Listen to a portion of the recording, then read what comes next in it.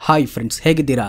China, ಅಮೆರಿಕಾದಂತಹ ದೇಶಗಳು ಭಾರತ ದೇಶವನ್ನ ಭಾರತದ ಆರ್ಥಿಕ ವ್ಯವಸ್ಥೆಯನ್ನ ಸಂಕಷ್ಟಕ್ಕೆ ತಳ್ಳಬೇಕೆಂದು ಪ್ರಯತ್ನಿಸುತ್ತಿರುವಾಗ ಭಾರತ ಸರ್ಕಾರ ಅವರಿಗೆ ಸರಿಯಾದ ಉತ್ತರ ನೀಡುತ್ತಾ ದೇಶದ ಅಭಿವೃದ್ಧಿಗೆ ಉಪಯೋಗವಾಗುವ ಪ್ರತಿ ಅವಕಾಶವನ್ನ ಉಪಯೋಗಿಸಿಕೊಳ್ತಿದೆ.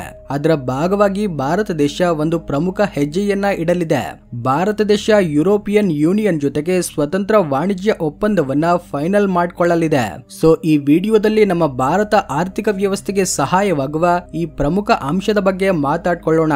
ಅದಕ್ಕೂ ಮುಂಚೆ ಈ ವಿಡಿಯೋಗೆ ಒಂದು ಲೈಕ್ ಮಾಡಿ, ನಮ್ಮ ಚಾನೆಲ್ ಸಬ್ಸ್ಕ್ರೈಬ್ ಆಗದೇ ಇರುವವರು ಸಬ್ಸ್ಕ್ರೈಬ್ ಆಗಿ. ಯುರೋಪಿಯನ್ ಯೂನಿಯನ್ ಅನ್ನೋದು ಪ್ರಪಂಚದಲ್ಲೇ ಅತಿ ದೊಡ್ಡ ಆರ್ಥಿಕ ಒಕ್ಕೂಟಗಳಲ್ಲಿ ಒಂದು. ಇದರಲ್ಲಿ 27 ಸದಸ್ಯ ದೇಶಗಳು ಹಾಗೂ ಸರಿಸುಮಾರು 450 ಮಿಲಿಯನ್ ಅಷ್ಟು ಗ್ರಾಹಕರಿರ್ತಾರೆ.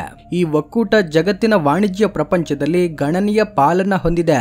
ಇನ್ನು ನಮ್ಮ ಭಾರತ ದೇಶ ಪ್ರಪಂಚದಲ್ಲೇ ಅತ್ಯಂತ ವೇಗವಾಗಿ ಅಭಿವೃದ್ಧಿ ಹೊಂದುತ್ತಿರುವ ಆರ್ಥಿಕ ವ್ಯವಸ್ಥೆಗಳಲ್ಲಿ ಒಂದು. ಇಂತಹ ಎರಡು ಅತಿ ದೊಡ್ಡ ಆರ್ಥಿಕ ಶಕ್ತಿಗಳ ನಡುವೆ ವಾಣಿಜ್ಯ ಒಪ್ಪಂದ ಏರ್ಪಟ್ರೆ ಅದರ ಪ್ರಾಬಲ್ಯ ತುಂಬಾ ದೊಡ್ಡದಾಗಿರುತ್ತೆ. ಕೆಲ ದಶಕಗಳ ಹಿಂದೆ ಕೆಲವು ಕಾರಣಗಳಿಂದ ಸ್ಥಗಿತವಾಗಿದ್ದ ಈ ಚರ್ಚೆಯನ್ನ ಮೋದಿ ಸರ್ಕಾರ ಮರಳಿ ಪ್ರಾರಂಭಿಸಲು ಕೃಷಿ ಮಾಡಿದೆ. 2022ರಲ್ಲಿ ಅಧಿಕೃತವಾಗಿ ಈ ಚರ್ಚೆಗಳು ಪುನಃ ಪ್ರಾರಂಭವಾಗ್ತವೆ. ಪ್ರಧಾನಮಂತ್ರಿಯವರು ಯುರೋಪಿಯನ್ ಯೂನಿಯನ್ ನಾಯಕರೊಂದಿಗೆ ಹಲವಾರು ಬಾರಿ ಚರ್ಚೆ ನಡೆಸಿ ಈ ಒಪ್ಪಂದದ ಪ್ರಾಮುಖ್ಯತೆಯನ್ನ ತಿಳಿಸ್ತಾರೆ. ಎರಡೂ ಪಕ್ಷದವರಿಗೆ ಪರಸ್ಪರವಾಗಿ ಪ್ರಯೋಜನವಾಗುವ ಸಮತೋಲನವಾದ ಒಪ್ಪಂದವನ್ನ ಮಾಡಿಕೊಳ್ಳುವ ಗುರಿ ಹೊಂದಿರ್ತಾರೆ. ಈ ಒಪ್ಪಂದದಿಂದ ವಾಣಿಜ್ಯ, ತಂತ್ರಜ್ಞಾನ, ಡಿಜಿಟಲ್ ಪರಿವರ್ತನೆ, ಗ್ರೀನ್ ಟೆಕ್ನಾಲಜಿ ಹಾಗೂ ಭದ್ರತಾ ರಂಗಗಳಲ್ಲಿ ಸಹಕಾರವನ್ನ ಒದಗಿಸಿಕೊಳ್ಳಲು ಟ್ರೇಡ್ ಅಂಡ್ ಟೆಕ್ನಾಲಜಿ ಕೌನ್ಸಿಲ್ ನ ಕೂಡ ಏರ್ಪಡಿಸುತ್ತಾರೆ.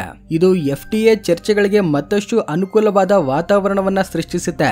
ಈ ಒಪ್ಪಂದದಿಂದ ಭಾರತೀಯ ಉತ್ಪನ್ನಗಳಿಗೆ ಹಾಗೂ ಸೇವೆಗಳಿಗೆ ಯುರೋಪಿಯನ್ ಮಾರ್ಕೆಟ್ನ ಸುಲಭ ಪ್ರವೇಶ ಲಭಿಸುತ್ತೆ. ಪ್ರಸ್ತುತ ಭಾರತೀಯ ವಸ್ತುಗಳ ಮೇಲೆ ಯುರೋಪಿಯನ್ ಯೂನಿಯನ್ ವಿಧಿಸುವ ಸುಂಕದ ದರ ಕಡಿಮೆಯಾಗೋದು ಅಥವಾ ಪೂರ್ತಿಯಾಗಿ ನಿಷೇಧವಾಗೋದು ನಡೆಯುತ್ತೆ. ಉದಾಹರಣೆಗೆ ಭಾರತೀಯ ವಸ್ತುಗಳು, ಲೆದರ್ ಪ್ರಾಡಕ್ಟ್ಸ್, ಪಾದರಕ್ಷೆಗಳು, ರತ್ನಮಣಿಗಳು, ಆಭರಣಗಳು ಹಾಗೂ ಇಂಜಿನಿಯರಿಂಗ್ ಉತ್ಪನ್ನಗಳ ಮೇಲೆ ಯುರೋಪಿಯನ್ ಯೂನಿಯನ್ ನಲ್ಲಿರುವ ಸದ್ಯದ ಅಧಿಕ ಸುಂಕ ಕಡಿತವಾದ್ರೆ ಆ ಉತ್ಪನ್ನಗಳು ಯುರೋಪಿಯನ್ ಮಾರ್ಕೆಟ್ ಅಲ್ಲಿ ಮತ್ತಷ್ಟು ವೇಗವಾಗಿ ಸಮಗ್ರವಾಗಿ ಮಾರಾಟವಾಗ್ತವೆ. ಇದರ ಪರಿಣಾಮ ನಮ್ಮ ರಫ್ತು ಪ್ರಮಾಣ ಹೆಚ್ಚಾಗುತ್ತೆ. ಫಾರ್ಮಾಸ್ಯೂಟಿಕಲ್ಸ್, ಸ್ಪೈಸಸ್, ವ್ಯವಸಾಯ ಉತ್ಪನ್ನಗಳಿಗೂ ಕೂಡ ಹೊಸ ಮಾರುಕಟ್ಟೆಗಳು ತೆರೆದುಕೊಳ್ತವೆ. ವಿಡಿಯೋ ಕಂಟಿನ್ಯೂ ಮಾಡೋದಕ್ಕೂ ಮುಂಚೆ ನಿಮಗೆ ತುಂಬಾನೇ ಯೂಸ್ಫುಲ್ ಆಗೋ ಒಂದು ಟೆಲಿಗ್ರಾಮ್ ಚಾನಲ್ ಶಾಪ್ ಮೈ ಡೀಲ್ಸ್ ಬಗ್ಗೆ ಹೇಳ್ತೇನೆ. ಕೆಲವೊಮ್ಮೆ ಫ್ಲಿಪ್ಕಾರ್ಟ್ ಅಂಡ್ ಅಮೆಜಾನ್ ನಂತಹ ಶಾಪಿಂಗ್ ವೆಬ್ಸೈಟ್ಸ್ ಅಲ್ಲಿ ಕೆಲವೊಂದು ಪ್ರಾಡಕ್ಟ್ಸ್ 90% ನಷ್ಟು ಡಿಸ್ಕೌಂಟ್ ಇರುತ್ತೆ. ಇದನ್ನ ಲೈಟ್ನಿಂಗ್ ಡೀಲ್ಸ್ ಅಂತ ಕರೀತಾರೆ. ಉದಾಹರಣೆಗೆ ಈ ಹಿಮಾಲಯ ಬೇಬಿ ಶಾಂಪೂನ MRP 563 ರೂಪಾಯಿ ಇದ್ರೆ ಲೈಟ್ನಿಂಗ್ ಡೀಲ್ಸ್ ಅಲ್ಲಿ ಇದು ಕೇವಲ 7 ರೂಪಾಯಿಗೆ ಸಿಗುತ್ತೆ. ಆದ್ರೆ ಈ ಡೀಲ್ಸ್ ಯಾವಾಗ ಬರುತ್ತೆ ಅನ್ನೋದು ನಮಗೆ ಗೊತ್ತಾಗೋದಿಲ್ಲ. ಇದಕ್ಕಾಗಿ ನಿಮಗೆ ಶಾಪ್ ಮೈ ಡೀಲ್ಸ್ ಪೇಜ್ ಯೂಸ್ ಆಗುತ್ತೆ. ಇವರು ಫ್ಲಿಪ್ಕಾರ್ಟ್ ಅಂಡ್ ಅಮೆಜಾನ್ ಹಾಗೂ ಇನ್ನಿತರ ವೆಬ್ಸೈಟ್ಸ್ ಅಲ್ಲಿ ಲೀಸ್ಟ್ ಆಗಿರೋ ಡಿಸ್ಕೌಂಟ್ ಪ್ರಾಡಕ್ಟ್ಸ್ ನ 24/7 ಟ್ರ್ಯಾಕ್ ಮಾಡ್ತಾ ಇರ್ತಾರೆ. ಸಡನ್ ಆಗಿ ಯಾವ್ದಾದ್ರು ಪ್ರಾಡಕ್ಟ್ ನ ಪ್ರೈಸ್ ಡ್ರಾಪ್ ಆಗಿ ಹ್ಯೂಜ್ ಡಿಸ್ಕೌಂಟ್ ಸಿಕ್ಕರೆ ಅದನ್ನ ಇವರು ಟೆಲಿಗ್ರಾಮ್ ಗ್ರೂಪ್ ನಲ್ಲಿ ಪೋಸ್ಟ್ ಮಾಡ್ತಾರೆ. ಆಗ ನೀವು ಅದನ್ನ ಪರ್ಚೇಸ್ ಮಾಡಬಹುದು. ಇಷ್ಟೇ ಅಲ್ಲದೆ ಯಾವ ಬ್ಯಾಂಕ್ ಕಾರ್ಡ್ ಯೂಸ್ ಮಾಡಿದ್ರೆ ಜಾಸ್ತಿ ಡಿಸ್ಕೌಂಟ್ ಸಿಗುತ್ತೆ, ಲೈಫ್ ಟೈಮ್ ಕ್ರೆಡಿಟ್ ಕಾರ್ಡ್ ನ ಹೇಗೆ ಪಡ್ಕೋಬೇಕು ಅನ್ನೋ ಎಲ್ಲಾ ಡೀಟೇಲ್ಸ್ ಇದರಲ್ಲಿ ಸಿಗುತ್ತೆ. ಇದಕ್ಕಾಗಿ ಡಿಸ್ಕ್ರಿಪ್ಷನ್ ಅಲ್ಲಿ ಕೊಟ್ಟಿರೋ ಲಿಂಕ್ ನಿಂದ ಶಾಪ್ ಮೈ ಡೀಲ್ಸ್ ಟೆಲಿಗ್ರಾಮ್ ಪೇಜ್ ನ ಜಾಯಿನ್ ಆಗಿ. ಒಂದು ವೇಳೆ ಟೆಲಿಗ್ರಾಮ್ ಆಪ್ ಇಲ್ಲದಿದ್ರೆ ಶಾಪ್ ಮೈ ಡೀಲ್ಸ್ ವಾಟ್ಸ್ಆಪ್ ಗ್ರೂಪ್ ಇದೆ, ಅದರ ಲಿಂಕ್ ನ ಕೂಡ ಡಿಸ್ಕ್ರಿಪ್ಷನ್ ಅಲ್ಲಿ ಕೊಟ್ಟಿರ್ತೇನೆ, ಫಾಲೋ ಆಗಿ. ಎರಡರಲ್ಲೂ ಕೂಡ ಸೇಮ್ ಅಪ್ಡೇಟ್ ಸಿಗುತ್ತೆ. ರಫ್ತು ಹೆಚ್ಚಾಗೋದ್ರಿಂದ ಭಾರತದ ಒಟ್ಟು ಆಂತರಿಕ ಉತ್ಪನ್ನ ಅಂದ್ರೆ GDP ಹೆಚ್ಚಾಗುತ್ತೆ. ಕೆಲವು ಲೆಕ್ಕಗಳ ಪ್ರಕಾರ ಈ FTA ನಿಂದ ಭಾರತದ GDP 2030ಕ್ಕೆಲ್ಲ 0.1% ಇಂದ 0.2% ಗೆ ಹೆಚ್ಚಾಗಬಹುದು. ಇದು ಕೇಳೋದಕ್ಕೆ ಚಿಕ್ಕ ಸಂಖ್ಯೆಯಾಗಿದ್ರೂ ಕೂಡ ಸಾವಿರಾರು ಕೋಟಿ ರೂಪಾಯಿ ಆರ್ಥಿಕ ಅಭಿವೃದ್ಧಿಗೆ ಸಮ. ಹಾಗೇನೆ ರಫ್ತು ಹೆಚ್ಚಾದಾಗ ಅವುಗಳನ್ನ ಉತ್ಪತ್ತಿ ಮಾಡಲು ಹಾಗೂ ರವಾನೆ ಮಾಡಲು ಅಧಿಕ ಕಾರ್ಮಿಕರ ಅವಶ್ಯಕತೆ ಬೀಳುತ್ತೆ. ಇದು ಮ್ಯಾನುಫ್ಯಾಕ್ಚರಿಂಗ್ ಫೀಲ್ಡ್ಸ್, ಆಭರಣಗಳು, ವಸ್ತ್ರಗಳು, ಲೆದರ್ಸ್ ಹಾಗೂ ಸೇವೆಗಳ ಕ್ಷೇತ್ರದಲ್ಲಿ ಹೊಸ ಉದ್ಯೋಗಗಳನ್ನ ಸೃಷ್ಟಿಸುತ್ತೆ. ಉದಾಹರಣೆಗೆ ರಫ್ತು ಹೆಚ್ಚಾದ್ರೆ ಗುಜರಾತ್ ಅಲ್ಲಿನ ಗಾರ್ಮೆಂಟ್ಸ್ ಹಬ್ ಅಲ್ಲಿ, ತಮಿಳುನಾಡಿನ ಲೆದರ್ ಫೀಲ್ಡ್ಸ್ ಅಲ್ಲಿ, ಮಹಾರಾಷ್ಟ್ರದಲ್ಲಿನ ಇಂಜಿನಿಯರಿಂಗ್ ಯೂನಿಟ್ಸ್ ಅಲ್ಲಿ ತಮ್ಮ ಉತ್ಪತ್ತಿಯನ್ನ ಹೆಚ್ಚಿಸಲು ಮತ್ತಷ್ಟು ಕಾರ್ಮಿಕರನ್ನ ನೇಮಿಸಿಕೊಳ್ಬೇಕಾಗುತ್ತೆ.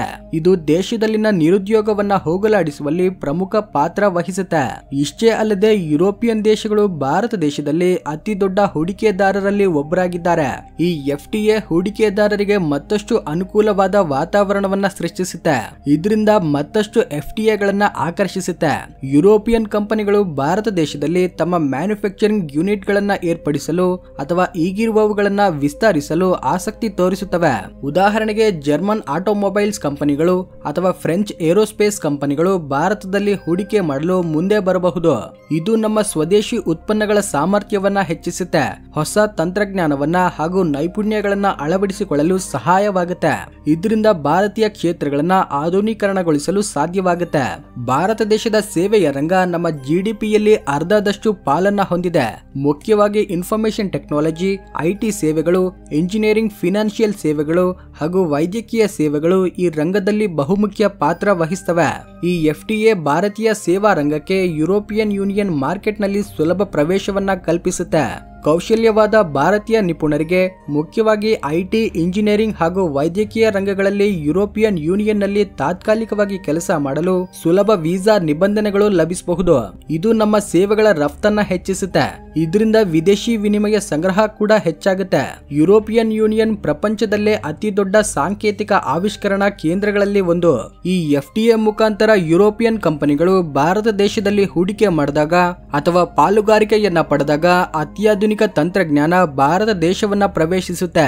ಇದು ಭಾರತೀಯ ಕ್ಷೇತ್ರಗಳಲ್ಲಿ ಪೈಪೋಟಿಯನ್ನ ಹೆಚ್ಚಿಸುತ್ತೆ, ಉತ್ಪಾದನೆಯನ್ನ ಹೆಚ್ಚಿಸುತ್ತೆ ಮತ್ತು ಆವಿಷ್ಕರಣೆಗೆ ಪ್ರೋತ್ಸಾಹ ನೀಡುತ್ತೆ. ಉದಾಹರಣೆಗೆ ಪುನರ್ನವೀಕರಣ ತಂತ್ರಜ್ಞಾನ, ಅತ್ಯಾಧುನಿಕ ತಯಾರಿಕಾ ಪದ್ಧತಿ, ಆರ್ಟಿಫಿಷಿಯಲ್ ಇಂಟೆಲಿಜೆನ್ಸ್ ರಂಗದಲ್ಲಿನ ಸಹಕಾರ ನಮ್ಮ ಭವಿಷ್ಯತ್ತಿಗೆ ನೆರವಾಗುತ್ತೆ. ಪ್ರಸ್ತುತ ಪ್ರಪಂಚ ದೇಶಗಳು ತಮ್ಮ ಸಪ್ಲೈ ಚೈನ್ಗಳಲ್ಲಿ ವೈವಿಧ್ಯತೆಯನ್ನ ಬಯಸ್ತಿವೆ. ಈ FTA ಭಾರತ ದೇಶವನ್ನ ಪ್ರಮುಖ ಗ್ಲೋಬಲ್ ಸಪ್ಲೈ ಚೈನ್ ನಲ್ಲಿ ಭಾಗವಾಗಿ ನಿಲ್ಲಿಸುತ್ತೆ. ಇದು ಚೀನಾದಂತಹ ಒಂದೇ ದೇಶದ ಮೇಲೆ ಆಧಾರವಾಗುವುದನ್ನ ನಿಲ್ಲಿಸಿ ಭಾರತದ ಆರ್ಥಿಕ ವ್ಯವಸ್ಥೆಗೆ ಮತ್ತಷ್ಟು ಬಲ ನೀಡುತ್ತೆ. ಭಾರತ ದೇಶ ಏಷ್ಯಾ ಹಾಗೂ ಯುರೋಪ್ ನಡುವೆ ಸೇತುವೆಯಾಗಲು ಇದೊಂದು ಒಳ್ಳೆ ಅವಕಾಶ. ಈ ಒಪ್ಪಂದದಲ್ಲಿ ಅನೇಕ ಪ್ರಯೋಜನಗಳಿದ್ರೂ ಕೂಡ ಕೆಲವೊಂದು ಸವಾಲುಗಳು ಕೂಡ ಇವೆ. ಉದಾಹರಣೆಗೆ ಯುರೋಪಿಯನ್ ಯೂನಿಯನ್ ಕೆಲವೊಂದು ರಂಗಗಳಲ್ಲಿ ಅಂದ್ರೆ ಆಟೋಮೊಬೈಲ್ಸ್, ಚೀಸ್, ವೈನ್ ನಂತಹ ರಂಗಗಳಲ್ಲಿ ಸುಂಕ ಕಡಿತಗೊಳಿಸೋದಿಲ್ಲ ಎಂದು ಹೇಳ್ತಿವೆ. ಇದು ಭಾರತ ದೇಶದಲ್ಲಿರುವ ಸ್ಥಳೀಯ ಪರಿಶ್ರಮಗಳಿಗೆ ಸವಾಲಾಗಿ ಪರಿಣಮಿಸಬಹುದು. ಹಾಗೇನೆ ಯುರೋಪ್ನ ಕಾರ್ಬನ್ ಬಾರ್ಡರ್ ಅಡ್ಜಸ್ಟ್ಮೆಂಟ್ ಮೆಕ್ಯಾನಿಸಂ ನಂತಹ ಪರಿಸರ ನಿಯಮಗಳು ಭಾರತೀಯ ರಫ್ತುದಾರರಿಗೆ ಹೊರೆಯಾಗಬಹುದು. ಈ ಸವಾಲುಗಳನ್ನ ಸಮರ್ಥವಾಗಿ ಚರ್ಚಿಸಿ ಪರಿಹಾರ ಕಂಡುಕೊಂಡ್ರೆ ಭಾರತ ಆರ್ಥಿಕ ವ್ಯವಸ್ಥೆಯ ಅಭಿವೃದ್ಧಿಗೆ FTA ನಿಂದ ಪೂರ್ತಿ ಪ್ರಯೋಜನಗಳು ಲಭಿಸುತ್ತವೆ. ಒಟ್ಟಾರೆ ಯುರೋಪಿಯನ್ ಯೂನಿಯನ್ ಹಾಗೂ ಭಾರತದ ನಡುವಿನ ಈ FTA ಭಾರತ ದೇಶದ ಆರ್ಥಿಕ ವ್ಯವಸ್ಥೆಯನ್ನ ಬಲಿಷ್ಠಗೊಳಿಸಲು, ಉದ್ಯೋಗಗಳನ್ನ ಸೃಷ್ಟಿಸಲು ಮತ್ತು ಪ್ರಪಂಚದ ಆರ್ಥಿಕ ವ್ಯವಸ್ಥೆಯಲ್ಲಿ ತನ್ನ ಸ್ಥಾನವನ್ನ ಕರಾರುಗೊಳಿಸಲು ಇದೊಂದು ಒಳ್ಳೆ ಅವಕಾಶವಾಗುತ್ತೆ. ಭಾರತ ದೇಶ ತೆಗೆದುಕೊಂಡಿರೋ ಈ ಹೊಸ ಒಪ್ಪಂದದಿಂದ ಭಾರತದ ಆರ್ಥಿಕ ವ್ಯವಸ್ಥೆಗೆ ಉಪಯೋಗವಾಗುತ್ತಾ?